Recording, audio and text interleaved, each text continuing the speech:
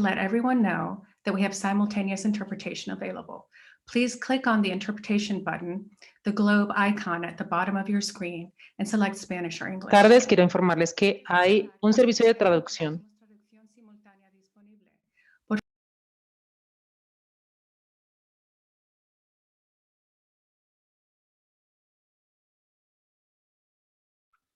La iniciativa de reportaje de IWMFF ha sido posible gracias a un subsidio de $5 millones de la fundación de Howard Buffett y estamos muy agradecidos con él por transformar esta iniciativa de poder ayudar a las periodistas mujeres, de poder facilitar de que ellas vayan a los lugares más peligrosos como Colombia, El Salvador, Guatemala, y también la frontera entre México y Estados Unidos. Este programa apoyó a 266 periodistas que produjo 383 historias y que cambió la narrativa que salía de esta región. El evento de esta noche se inaugurará también el otro lado, que también es en asociación con también el Museo también de Humanidad y también mostrará estas diferentes historias de esta región y también tendrá una sección que mostrará también el trabajo de Howard Buffett fotográfico de la frontera Estados Unidos-México.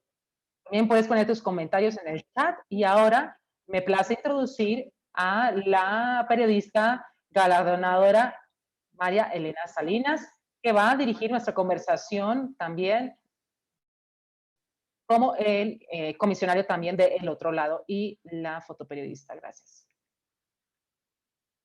Muchas gracias, Elisa, y es tan emocionante de estar con ustedes otra vez. Con IWFF también yo estaba en la junta de IWMF y también muy orgullosa del trabajo que han hecho en todo el mundo. Y debo decir de que habiendo trabajado la mayoría parte de mi carrera trabajando con la comunidad latino y con este ámbito de medios, de verdad me enorgullece este producto de Adelante y todo el trabajo de los panelistas de los que van a escuchar hoy.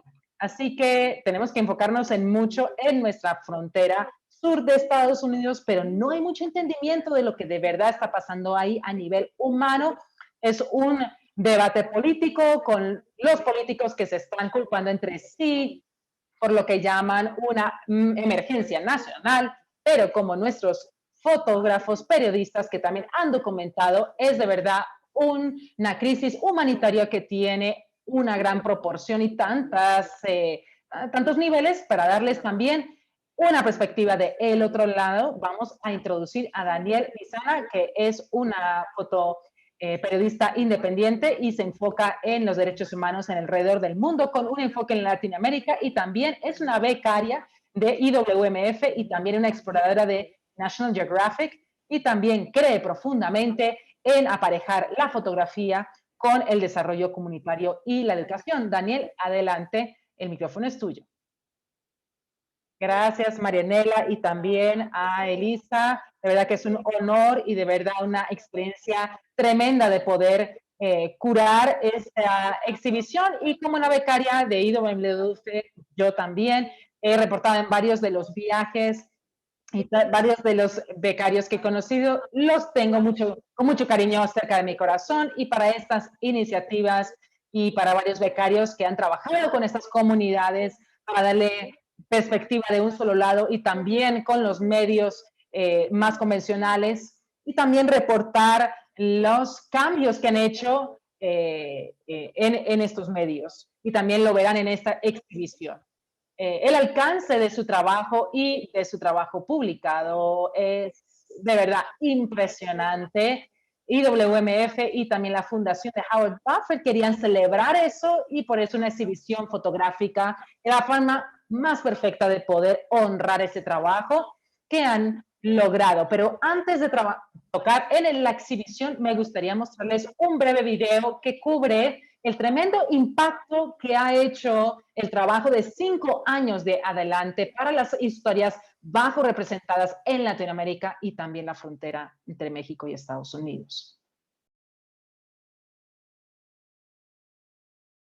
Durante los últimos 5 años, empezando en el 2016, con una donación de 5 millones de la Fundación Howard Buffett, La iniciativa de reportaje de IWF pudo avanzar el reportaje de varios temas en Latinoamérica y también en la frontera de Estados Unidos y México, al poder señalar algunas historias bajo representadas. Era enfocada en cambiando la narrativa sobre el terreno y enfocarse en también la comunidad.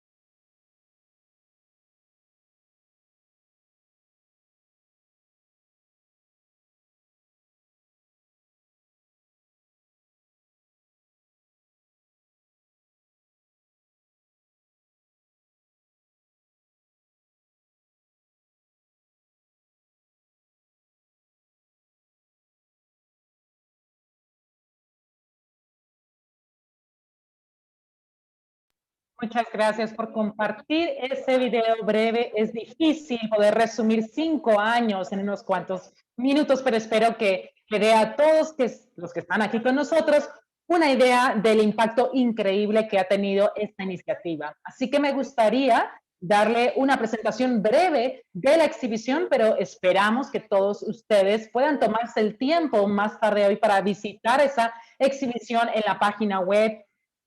Y esto fue posible por la Fundación Howard B. Buffett. Entonces, con eso ya voy a compartir mi pantalla.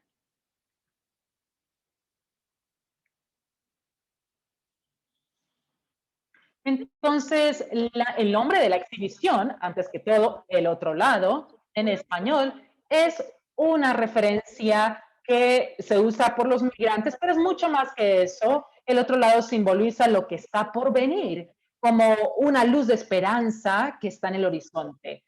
Para llegar al otro lado, sin embargo, es una cantidad de cosas desconocidas, traumáticas, dolorosas, especialmente cuando están influenciadas por factores externos, y de eso se trata esta exhibición y esta colección de fotos. Y de hecho, todas las ilustraciones en la exhibición fueron creadas por la becaria de Adelante y también inspirado por citas o también reportajes del proyecto.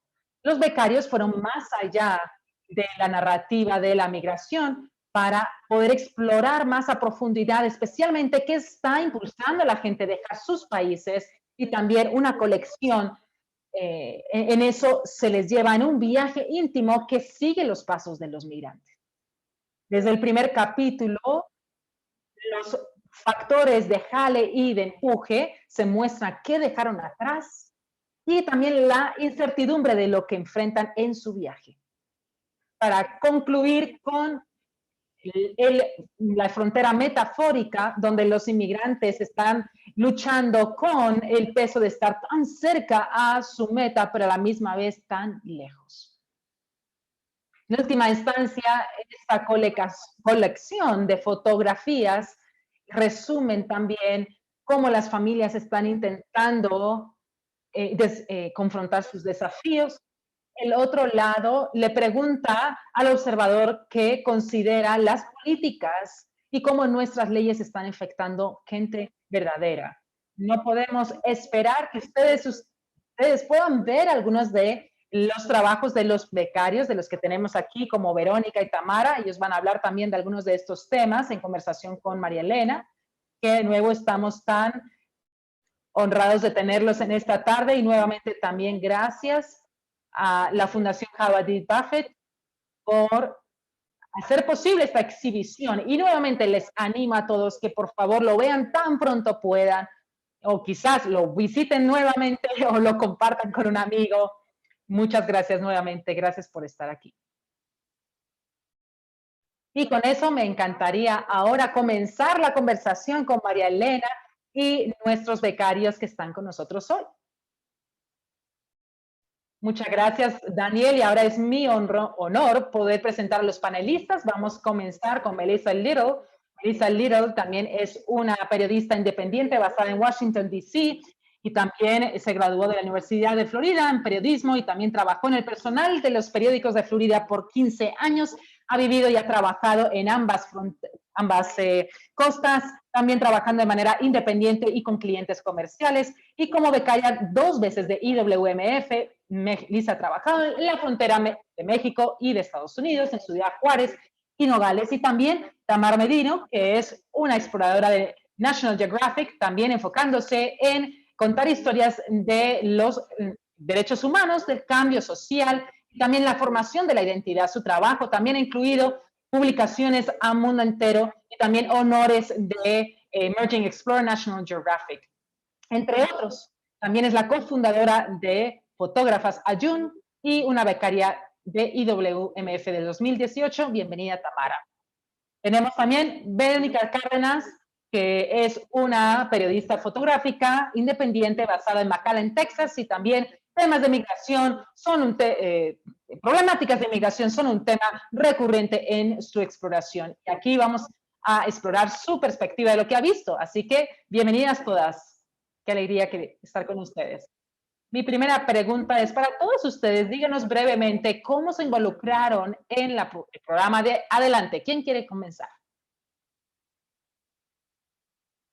Bueno, Tamara. Listo.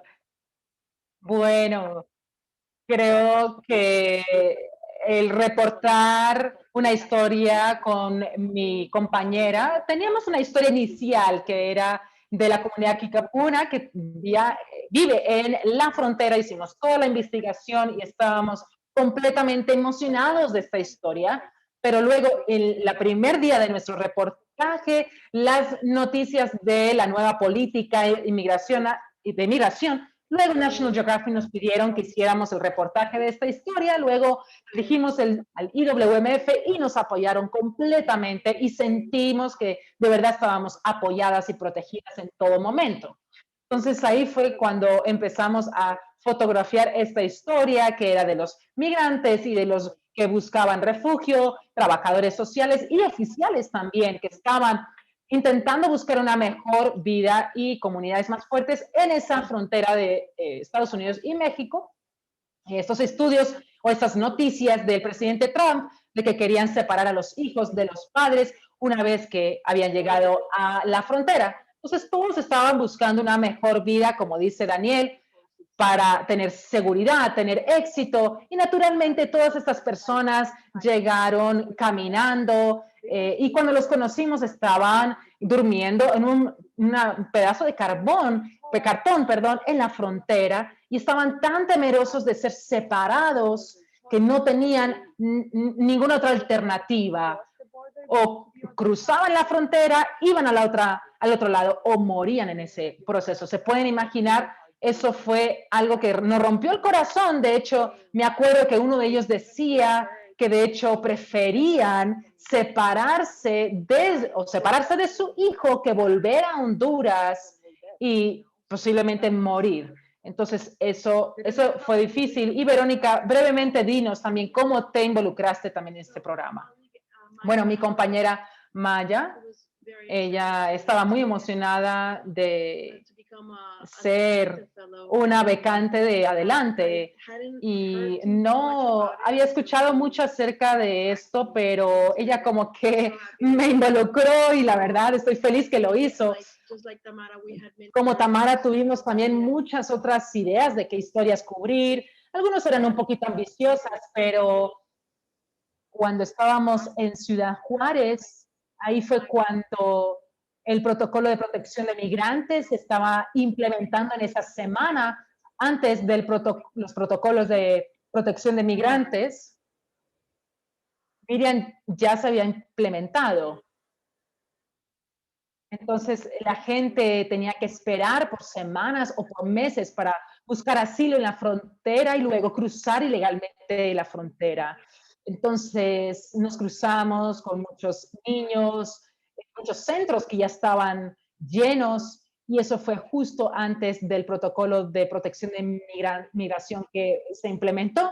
Eso ya se había implementado en California, pero no en El Paso. Entonces, ahí es donde estuvimos. Tú, Melissa, ¿cómo te involucraste en el programa de Adelante? Bueno, creo que la fortuna del tiempo estaba de mi lado porque acababa de llegar a Los Ángeles, California, en septiembre de 2016 y había pasado toda mi carrera antes de ese momento tratando con otro tema de problemáticas, otro tipo de temas de justicia social, derechos de migratorios, todo lo que estaba pasando con los haitianos en el sur de Florida y lo conocía también porque esa fue la comunidad con la que yo viví y reporté con ellos. Entonces, ahora pasando a Los Ángeles, justo en el tiempo cuando Trump estaba en su campaña y muchas de estas problemáticas estaban saliendo en las noticias de su retórica terrible acerca de los migrantes, así que empecé a leer más y más sobre esto, lo que decían los periódicos y estudiando un poco el tema, porque no era algo que me había informado tan bien y estaba curiosa, quería saber cómo podía hacer algo más. Entonces era o Google o redes sociales intentando entender cómo conseguir becas, cómo tener formas de reportar estas historias y así fue cuando escuché del proyecto de IWMF y estoy muy agradecida y el apoyo que recibí la verdad, bueno, me llevó en un curso de investigación para intentar escuchar, bueno, pensar en historias, ¿verdad? Y de verdad quería ver que algunas historias se cubrieran. Melissa, tú estabas antes y después de que cambió durante el gobierno de Trump. ¿Cómo cambió esta política de inmigración? ¿Cómo cambió sobre el terreno? Bueno, sí, estuve ahí la primera vez en diciembre del 2016. Entonces Trump ya había sido elegido, pero no había sido inaugurado, no había tomado posesión y se podía sentir de que había una tensión palpable en la frontera. Estas preguntas de personas que estaban llegando y buscando una nueva vida, personas que habían dejado todo atrás para hacer este viaje a Estados Unidos, ahora sin saber si iban a poder cruzar y saber si quizás sus familias iban a ser separadas. Y diría que la tensión era real, el temor era real, se podía ver. Entonces, creo que intentamos ser muy responsables en poder reportar eso y también estábamos haciendo peticiones nos estaban pidiendo que se dijeran sus historias anónimamente porque temían de que los iban a mandar de vuelta a su país y estaba ahí en el enero del 2017, estaba ahí el día de la toma de posesión del presidente Trump y fue una escena muy interesante, me recuerdo saliendo al centro de Dallas, yendo a ver cómo iban a reaccionar a esta noticia. Estaba entrando a las cafeterías, a las plazas de mercado, a ver si iba a haber alguna escena de la gente pegada a las televisiones. Pero la realidad era que nadie le importaba. Nadie estaba mirando sus televisiones como pensaba que lo harían. Las cafeterías estaban vacías, la gente estaba viendo partidos de fútbol en vez de la política estadounidense. Y al hablar con la gente, era increíble que estaban tratando así con la presidencia de Obama. Mucha gente me dijo, sí, bueno, la retórica es mala, no nos gusta que nos digan todos estos nombres que nos está diciendo Trump, pero la realidad es que una persona no va a cambiar drásticamente la política inmigratoria. Tenemos que encontrar una mejor forma. Interesante. Otros de los cambios drásticos de inmigración también fue en la política de México. Verónica, entiendo que tú estabas ahí después de que se implementó esa política. ¿Qué reacción observaste de las familias inmigratorias y también de las autoridades locales, porque seguramente en México cambió la escena para todos. Sí, creo que eh, nos fuimos del Paso cuando pasó eso porque teníamos que continuar a Tijuana, pero cuando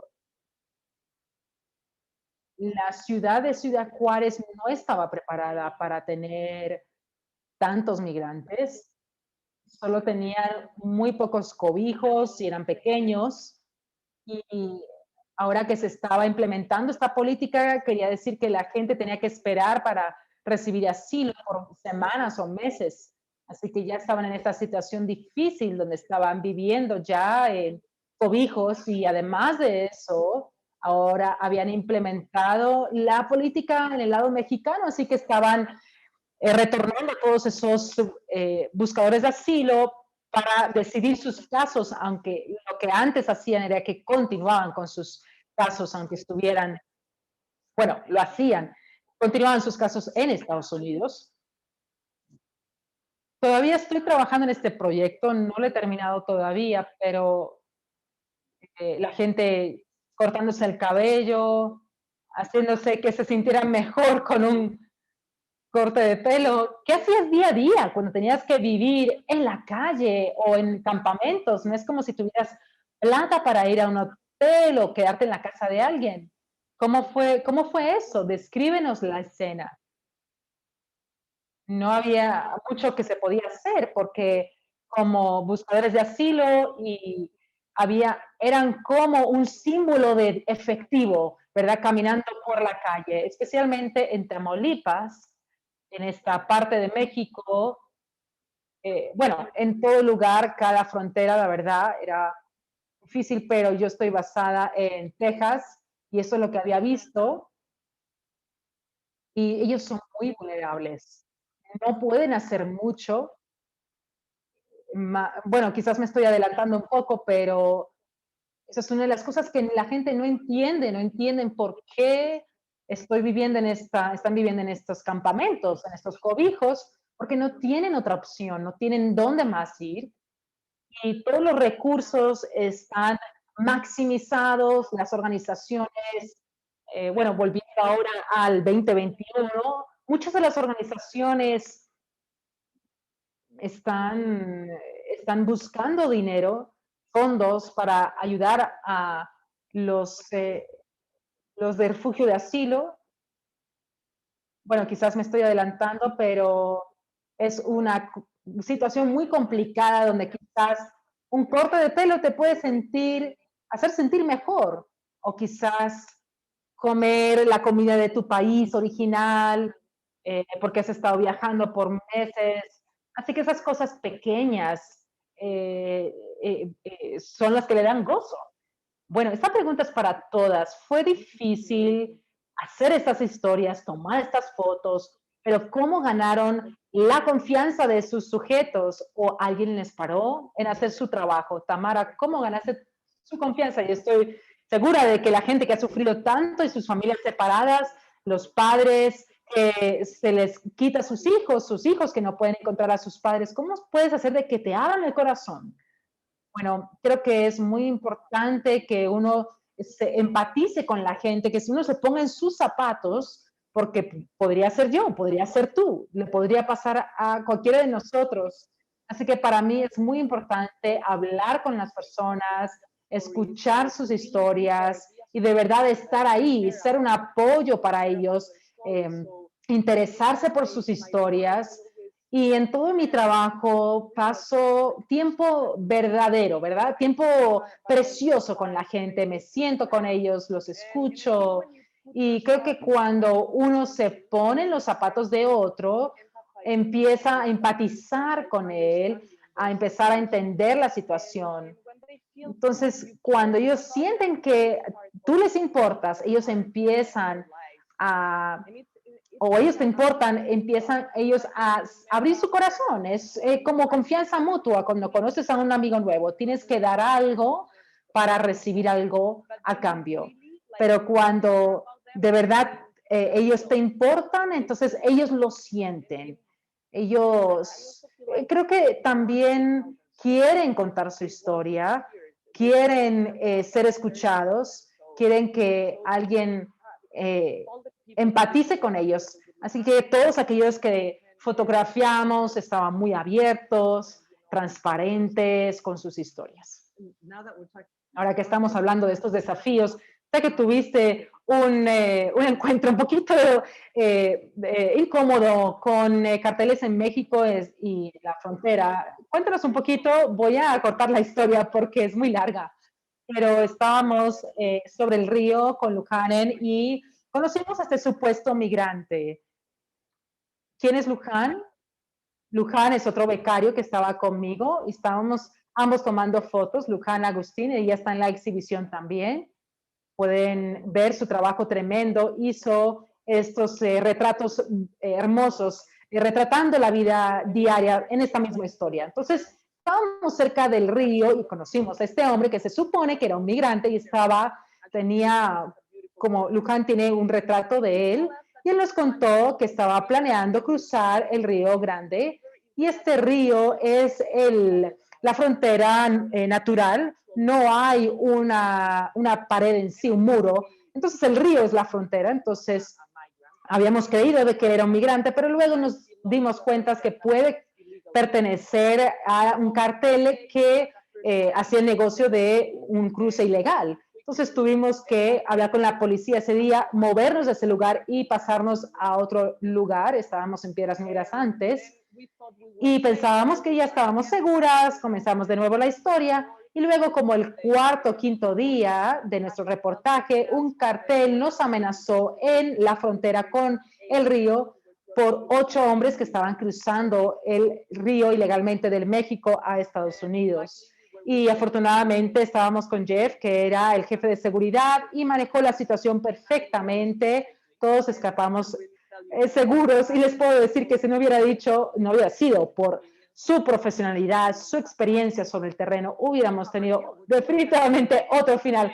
Y tú, bueno, no la historia fotográfica, sino nuestra historia había tenido otro fin. No puede que no hayamos estado vivas, no sabemos, pero eso fue, claro, el momento más terrífico, más temoroso de mi vida. Así que, bueno, gracias por trabajar bajo estas condiciones. Melissa, ¿qué desafíos confrontaste tú a intentar hacer tu trabajo en la frontera? Y también la pregunta anterior, ¿cómo conseguiste la confianza de la gente para, tú sabes, tomar fotos? Tomarles fotos cuando están incómodos en una situación incómoda, ¿verdad?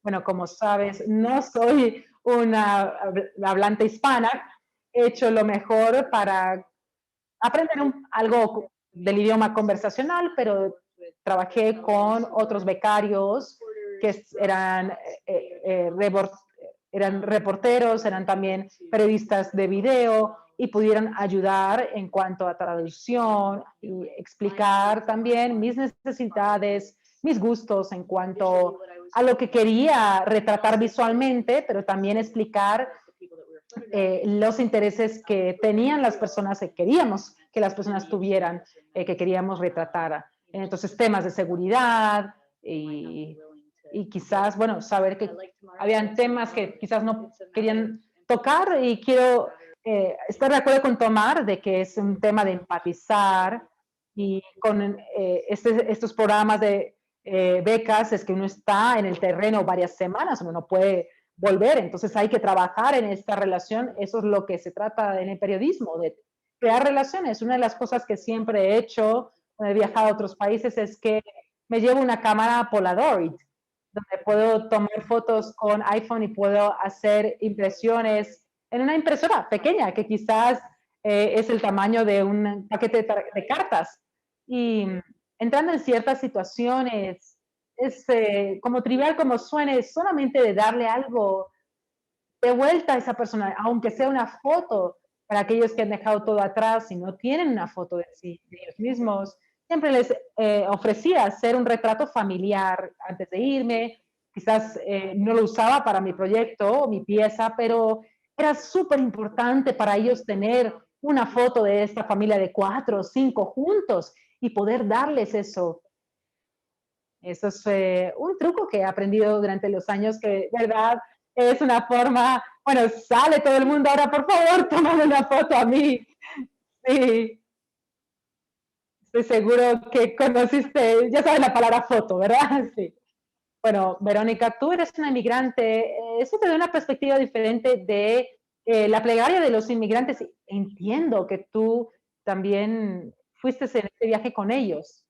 Bueno, sí, en el 2017 fue cuando yo empecé a cubrir este tema de caravanas migrantes, pero ya llevaban como hace 10 años haciéndolas, pero lo que primero cubrí fue uno que empezó desde la frontera sur de México hasta Tijuana.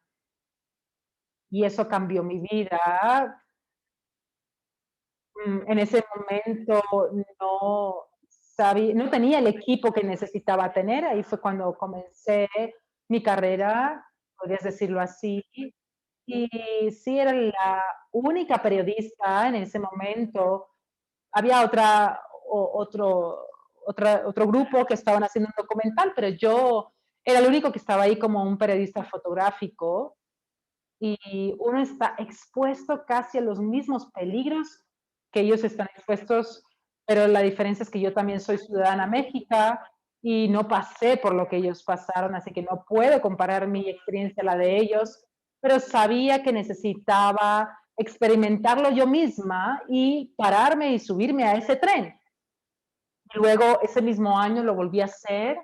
En el primero habían como 250 personas, habían 400 en el segundo. Y luego el siguiente año, más o menos por abril del 2018, ahí fue cuando todos escucharon acerca de, de las caravanas migratorias. Entonces, cuando les estaba cubriendo, no había comenzado la política, así que la gente podía ir y solicitar asilo y quizás los mandaban de vuelta, pero no tenían que esperar tantos meses o años como pasó más tarde. Y bueno, volviendo a la pregunta, sí, llegué como a entender un poquito de lo que ellos experimentan, pero estaba ahí por haberlo escogido, por mi decisión. Entonces no puedo comparar mi experiencia a la de ellos.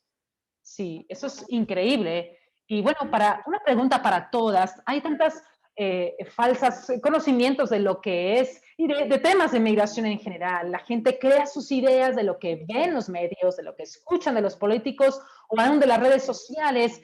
¿Qué es lo que está faltando en los medios convencionales de este tema? Bueno, tú estás en Latinoamérica, pero estoy seguro que tú puedes, sabes de lo que son las noticias en Estados Unidos. Bueno, Tamara, no creo que yo soy la persona correcta para tratar este tema, pero en mi propio país tenemos muchos migrantes que vienen de Venezuela, Colombia, y Chile es como el sueño suramericano de alguna manera, y veo que se relaciona mucho con la gente como de Honduras y de México, ven a Estados Unidos, porque ven este sueño americano, sienten que pueden volver a iniciar su vida de ceros, y eso es lo mismo que pasa aquí en Chile.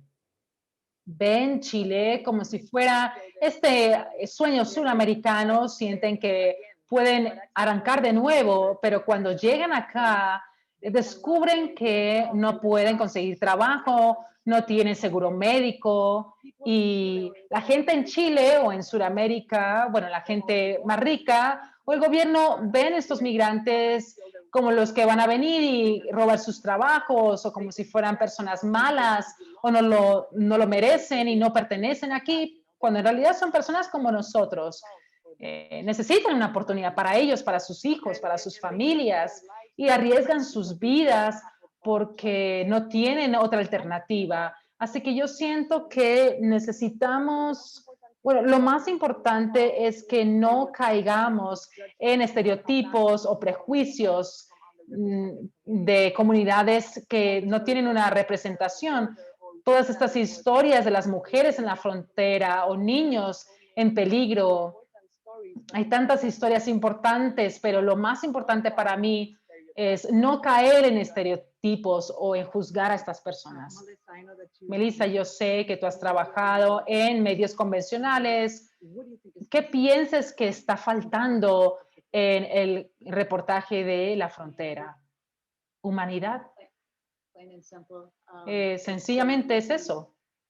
Es tan fácil en medios convencionales mirar a otros y veo que cuando los periodistas caen del cielo en ciertas situaciones, como dice Tamar, hay una alternativa más fácil que son los estereotipos y solamente reeditar lo que otros también han informado. Muéstrame esto porque ya lo vi en el New York Times. Tú tienes que cubrir la misma historia. Y creo que eso es una forma muy superficial de narrar situaciones como estas. Es una forma de tener periodismo también salaz.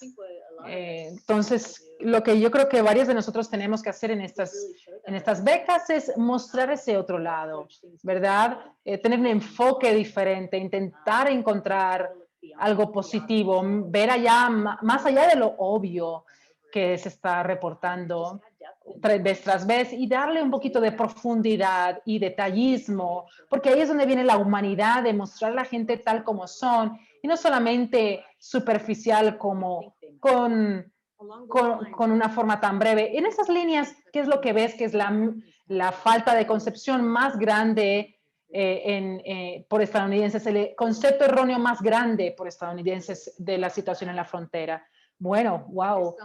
Bueno, algunos, pero quizás no el principal. Bueno, ¿cuál es el concepto erróneo? Bueno, los principales, los más grandes. Bueno, pues sí, no quiero repetir la retórica de Trump, pero se informaba mucho porque era el presidente de Estados Unidos que tenía palabras para quiénes eran esas personas que estaban cruzando la frontera.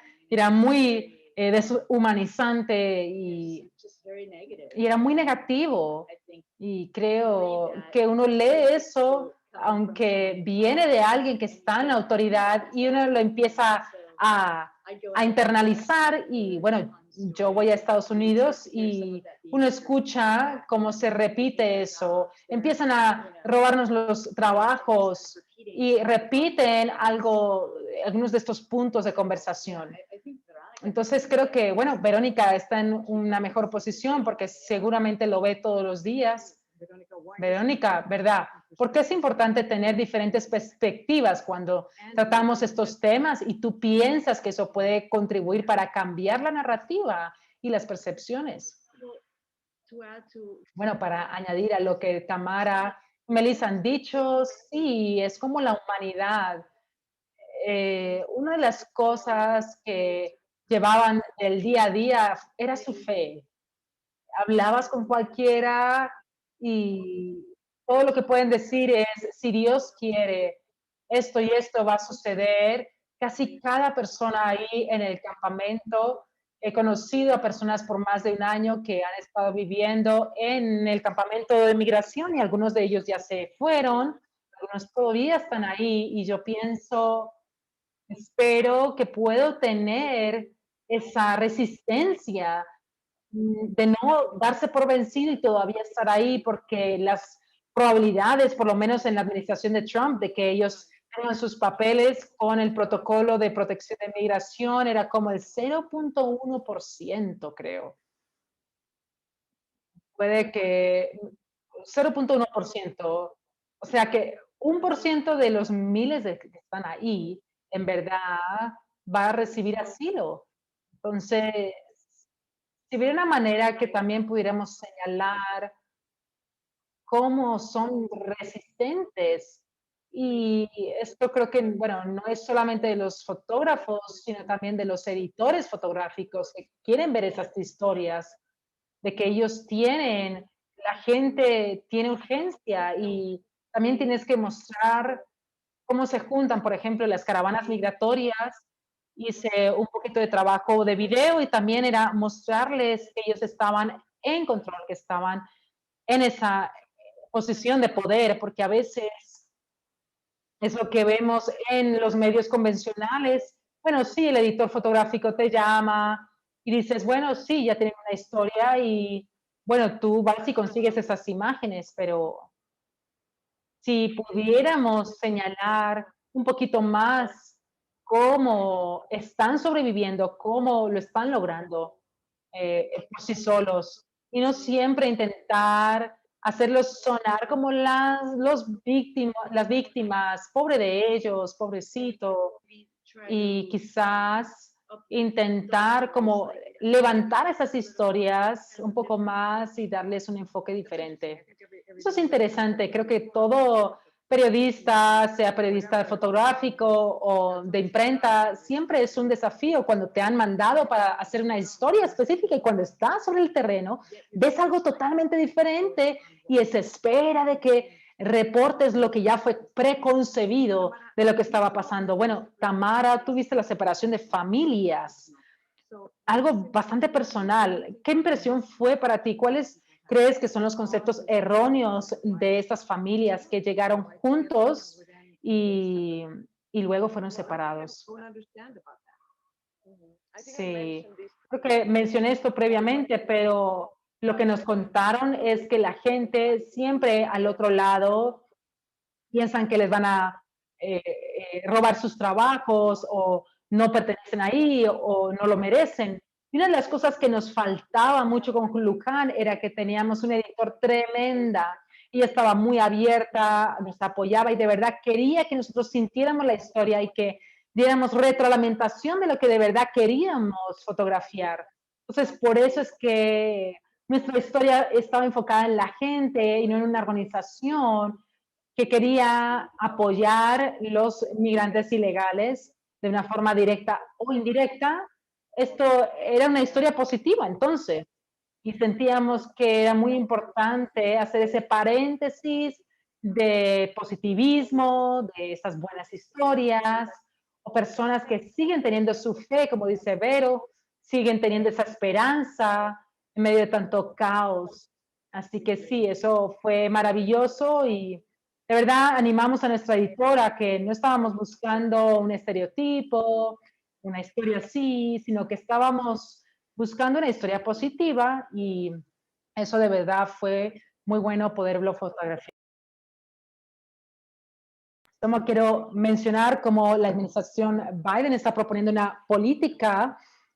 Una de las cosas para mí como periodista que no, bueno, que ha tocado estos temas por décadas, creo que es simbólico, pero cambia el lenguaje a algo ilegal a un no ciudadano, que no denigra a la gente. Así que quiero dejar a la audiencia saber que en unos minutos vamos a recibir sus preguntas.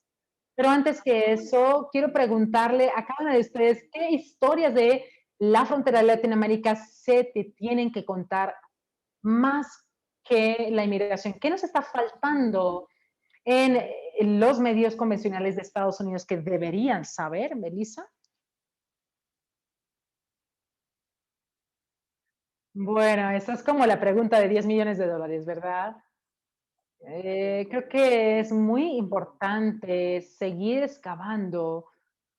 Bueno, uno tiene todos estos casos donde la gente está esperando, perdiendo la esperanza, historias que tenían hace meses de la separación familiar, y estos niños siguen estando separados. Y creo que los medios convencionales son muy buenos para hacer las historias inmediatas y no también para hacer el seguimiento. Hay tantas preguntas que se hacen de estas historias que se han publicado en el último año. Bueno, ¿qué le ha pasado a estos niños? ¿Dónde están las personas?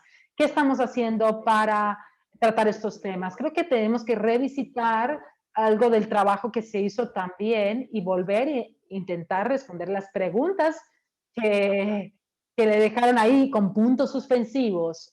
Quedó pendiente, ¿verdad? Sin ser resueltas. Verónica, ¿cómo haces que estas historias sean relevantes para la gente de Estados Unidos, sea que viven en un estado al lado de la frontera? ¿Por qué les debe importar? Bueno, porque Estados Unidos le debe importar. Bueno, es un poquito quizás complicado. Creo que debemos demostrarles cómo somos iguales, cómo ambos tenemos hemos amado alguna vez y creo que es importante entender que cuando vemos un artículo, vemos fotos y vemos la madre que busca asilo con sus hijos, solo la pensamos, la vemos a ella como en ese momento del tiempo, ¿verdad? Pero si fuéramos a expandir nuestra percepción de pensar no solo en que sea una solicitante de asilo, porque no nació como tal, sino que nació en su país y qué estaba haciendo, ¿verdad? Quizás ya tenía un trabajo, quizás cuidaba a sus hijos, que estaban viviendo una vida muy similar y algo pasó y luego tuvieron que migrar y por cualquier razón, pero su migración a menudo es porque les fuerzan a migrar. Entonces, podríamos sentarnos y pensar en ellos como no solo ser una persona en ese momento en el tiempo, sino quiénes fueron antes y quiénes van a ser. Tengo amigas en Facebook que conocí en la caravana migratoria y tengo fotos de ellas en el tren y ahora verlas yéndole también en Estados Unidos, algunos, la gente ya como en sobrepeso, como pasa en Estados Unidos, como nos pasó a mí, a mi familia. Y es tan lindo verles celebrar sus cumpleaños y los veo ahora y digo, nunca hubiera pensado que ellos estuvieron en ese tren. Bueno, voy a pasar ahora a las preguntas. Muchas gracias. Podríamos hablar otra hora más, ¿verdad? Porque es tan interesante y hay tanto que ustedes tienen para ofrecer, habiendo sido ya testigas de esta situación. La primera pregunta que tenemos es, ¿por qué su reportaje creen que fue importante? ¿Qué creen que logró? Tamara, ¿quieres empezar? Sí, claro. Bueno, creo que es importante establecer ideas, buscar nuevas perspectivas y crear conciencias y la gente debate, así como cuando uno está sobre la mesa con su familia. Y al final creo que contar estas historias con fotos contribuye a el cambio de una forma indirecta, ¿verdad? Si la historia está bien escrita, puede quizás juntar personas, reunirlas y puede ser razón para tener una discusión, como mencioné antes. Si el único propósito es que la gente sienta y piensa y se involucre en el cambio, creo que eso ya es un gran logro. Creo que eso es lo más importante de contar esas historias. Melissa, ¿quieres contribuir a la misma pregunta? Sí, seguro. Pues creo que el impacto que hemos tenido es poder señalar estas narrativas poco reportadas y también mostrar las iniciativas de lo que fue reportado. Puedo hablar personalmente de una de las historias que fue más fácil para mí, quizás la más sencilla, que era hacer simplemente retratos en uno de los comedores migrantes que habían puesto en la frontera y se había reportado mucho de los números de personas, las cifras de los que habían llegado, de los que habían montado en ese tren desde el centro de América, de los carteles. Y era tan sencillo, era quitando el trasfondo, quitando los indicadores socioeconómicos, era simplemente un trasfondo sencillo, enfocarse en los ojos, después de recibir los nombres y de dónde son y de dónde van, les preguntaba una pregunta sencilla. ¿Qué trajiste contigo en este viaje? ¿Qué fue lo más importante que trajiste? Para algunas personas era una manifestación física. Ah, traje mi saco porque alguien me dijo que el desierto iba a ser frío, o traje otro par de zapatos porque sabía que se me iban a desgastar, o traje agua porque sabía que lo necesitaba para sobrevivir. Pero la mayoría de gente dijo, bueno, trajeron la esperanza con ellos, trajeron su fe, memorizaban números de teléfono de su familia porque era lo más importante que iban a necesitar cuando llegaban a Estados Unidos y no podían traer su celular o se los iba a robar, o quizás una foto de un ser amado, un ser querido, y esa era la razón. ¡Wow! Qué especial, Verónica. Esta es una pregunta específicamente para ti. ¿Puedes hablar de lo que los migrantes llevan con ellos todos los días. Okay. What do you think that Bueno, was? ¿qué piensas que fue What hope eso?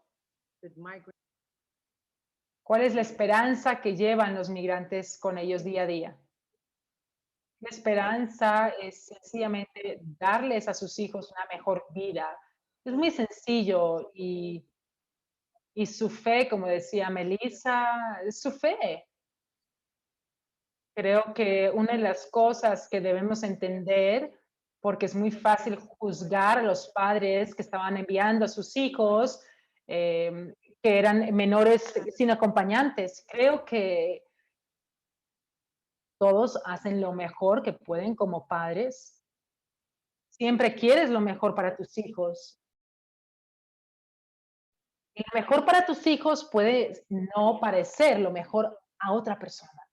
Entonces creo que solo las personas que están pasando por esa situación de verdad pueden tener una opinión y saber cómo se siente. No creo, bueno, no sé lo que haría si yo estuviera en una situación similar, pero los padres enviando a sus hijos solos como menores sin acompañantes, estoy hablando de los que estaban en el campo migratorio o en otro caso estaban en su país, pero están mandando a sus hijos porque quieren lo mejor para ellos. Y lo mejor para ellos es que creen que es en Estados Unidos, sea con ellos o sin ellos. Creo que no podemos juzgar porque no sabemos lo que nosotros hubiéramos hecho bajo esas circunstancias y eso es lo mejor que pueden hacer por sus hijos. Wow, tenemos que ponernos en sus zapatos. Ok, otra pregunta de la audiencia. ¿Cómo tratas con la ética de beneficiarse del dolor de los migrantes? ¿Cómo puedes balancear ese dolor? Bueno, es tu trabajo, ¿verdad? No te estás haciendo un voluntariado. Entonces, ¿cómo tratas con eso? ¿Quieres empezar, Tamara? Sí, seguro.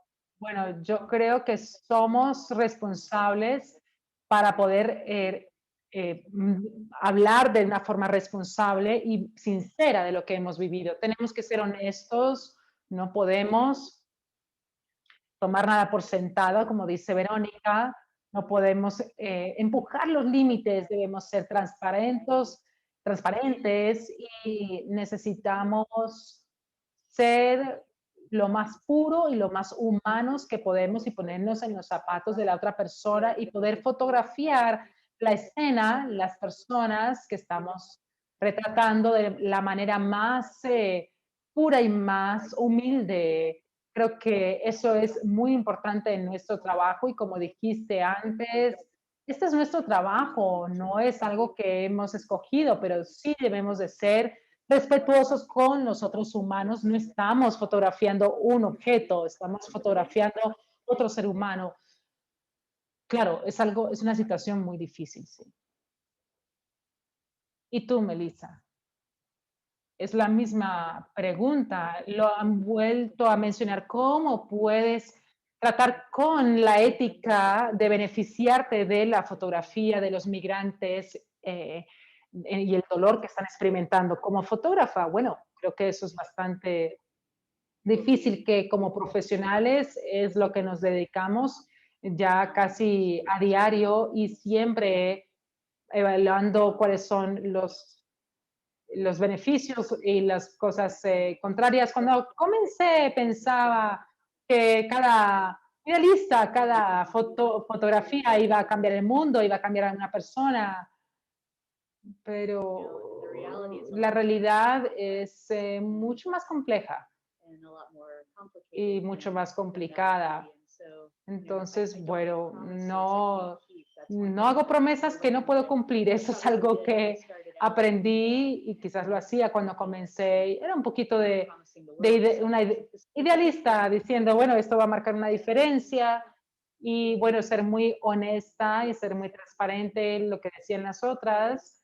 No sé hasta dónde va a llegar esto, no sé lo que vaya a lograr, pero espero que le ayude a otras personas que están llegando y intento que se haga correr la palabra a las organizaciones. Si te gusta la historia, quieres apoyar los campos migratorios, bueno, esta es la página donde están sus fotos. Si quieres ayudar, perdón, están sus suministros. Esta es la organización sin ánimo de lucro si quieren ayudar. Entonces, bueno, sé que no puedes ayudar a todos con los que trabajamos, pero si tu historia cambia corazones y mentes, yo no creo que eso te beneficia personalmente. Y siendo lo más respetuoso posible también de lo que nos están pidiendo. Bueno, sé de que es frustrante, ¿verdad? Que uno quiera meter la mano en su bolsillo y darle plata a la gente, pero es tremendo que alguien venga a su ayuda con compasión. Esta última pregunta es similar a lo que acabas de decir. ¿Cómo puede el periodismo fotográfico ayudar a las políticas? No hay como víctimas. Lo que decías ahora, Melissa, ¿quieres responder eso? ¿Puedes repetirlo de nuevo, la primera parte? ¿Cómo puedes cambiar las noticias en prioridades y cuando no hay víctimas? Como ese niño sirio en la playa, pero básicamente es cómo puede llegar a ser una prioridad política, si, cómo puedes ayudar a cambiar la política si no hay pérdidas o bajas. Sí, están describiendo la foto que se tomó de eh, el padre y la hija que se habían ahogado en el río. No sé qué hubiera hecho y desafortunadamente, bueno, creo que la gente tenía que ver esa foto para hacer algo. No sé si yo la hubiera tomado o no, pero creo que era necesaria. Creo que en cuanto a lo que podemos hacer, bueno, seguir contando estas historias. Y quiero citar Lynn Johnson, que es una tremenda fotógrafa documentaria, y dice, puede que no ocurra con una foto, puede que tomen miles de fotos que estén en la conciencia individual, nacional, para poder avanzar y hacer que la gente tome acción. Es como un granito de arena que todos estamos aportando y creo que debemos de seguir contando estas historias. Si yo quiero contribuir, puede que no sea una foto, pero creo que todos haciendo este trabajo eventualmente va a cambiar la política. Y mentes también, ¿verdad? Para que tengan otra percepción. Tenemos otra pregunta, tenemos un poco más de tiempo. Es importante remover la etiqueta de víctima de los migrantes para también hablar de historias de éxito del antes y del después. Tamara, ¿quieres contestar? Sí, creo que tenemos que verles no como víctimas, sino como seres humanos y pensamos ahora más que nunca todas las noticias son visuales, son transversales, no hay otra manera de saber sin escuchar. También nosotros somos responsables de cómo contamos esta historia. Si evaluamos a la gente y decimos que son víctimas, entonces nos estamos poniendo en la situación de cómo nosotros queremos contar la historia y no siendo respetuoso y honesto y decir, bueno, ¿qué me está contando la historia a mí? ¿Cuál es la historia verdadera? Porque al final, bueno, el objetivo de este tipo de fotografía no es cambiar su realidad, al fin y al cabo, no queremos decir, no queremos ponernos en la posición de decir esto es algo bueno o esto es algo malo, ¿verdad?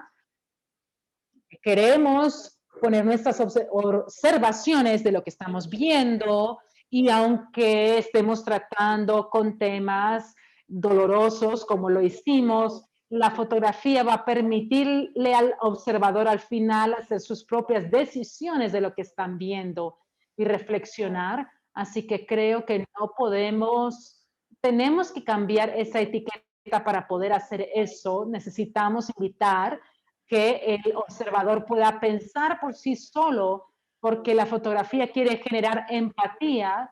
estamos etiquetando a las personas, no estamos siendo sinceros con la historia, pero estamos concluyendo la sesión. Pero antes de despedirme de las tres de ustedes, quiero preguntar si hay algo más que quieren decirle a la audiencia, que quede con ellos, algún mensaje, alguna experiencia personal que quieren dejarle a la audiencia.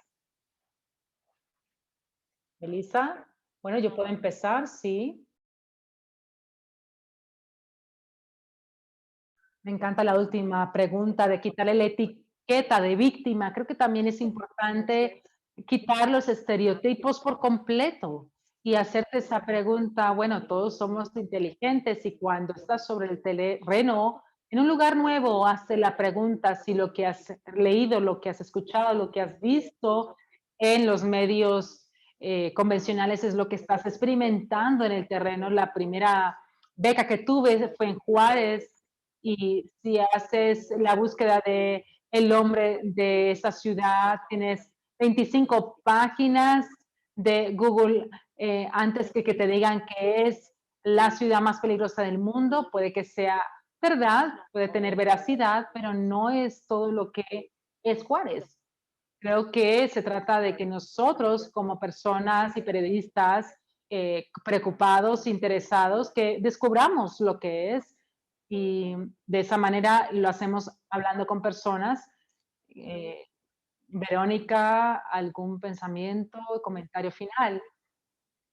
Bueno, que deberíamos de seguir contando esta historia de diferentes perspectivas. Creo que las más perspectivas que tengas, mayor entendimiento tienes de un tema, porque yo vivo aquí, puedo que yo vea cosas de cierta manera como inmigrante, o habiendo pasado por ciertas experiencias de pérdida y cosas así. Quizás veo ciertas cosas, pero la gente que no es de la región o que han vivido otras experiencias, ellas van a ver otras cosas que yo me pierdo y viceversa. Entonces sí es importante tener muchas perspectivas diferentes cuando cubrimos y tratamos ciertos temas. Y Tamara, desde el Cono Sur, a ver, ¿cuáles son tus pensamientos finales? Sí, estoy de acuerdo con Melissa y con Vero en lo que acaban de decir. Creo que somos muchos y creo que eso es muy bueno, que nos permite poder alcanzar una variedad amplia de historias. No creo que haya una historia más importante de otra que contar. Creo que los juicios, los estereotipos o las historias abandonadas de comunidades poco representadas, lo único que puedo decir es cree en ti mismo, en tus historias. No, las historias están en todo lugar, no tienes que viajar a otro continente para contar una buena historia. La puedes contar en tu propia ciudad, en tu propio país. Así que sigue contando historias. Qué mensajes tan hermosos de las tres. Gracias por al IWMF por esa sesión tan necesaria y tan reveladora. Gracias Melissa, Tamara y Verónica por su trabajo hermoso, tremendo, y también por ayudar para cambiar la narrativa de la inmigración. Y también, bueno, esperemos que el trabajo que están haciendo tan hermoso está ayudando a cambiar la narrativa también. Y que también quiero agradecerles por invitarme a ser parte a IWMF, que podamos tener más visibilidad con este tipo de historias y que ayuden a cambiar no solo la narrativa, sino los corazones y las mentes que han sido envenenadas por la retórica peligrosa de la inmigración. Gracias de nuevo. Qué bueno verte de todas partes del mundo. Gracias a ustedes que se unieron a esta conversación, todos los invitados. Y bueno, pasa usted, Elisa. Un abrazo y muchas gracias. Gracias, María Elena, por moderar una conversación tan increíble. Una gratitud muy grande a la Fundación de National Geographic también y de Brown Buffett. Y les animo a todos que sigan a Tamara, a Verónica, a Elisa en redes sociales. Gracias por tomar el tiempo para estar con nosotros. Por favor, sigan a IWF en línea y estén atentos a un programa emocionante nuevo en el año 2021. Espero que todas tengan un buen día y un gran aplauso para nuestros panelistas que fueron tremendos.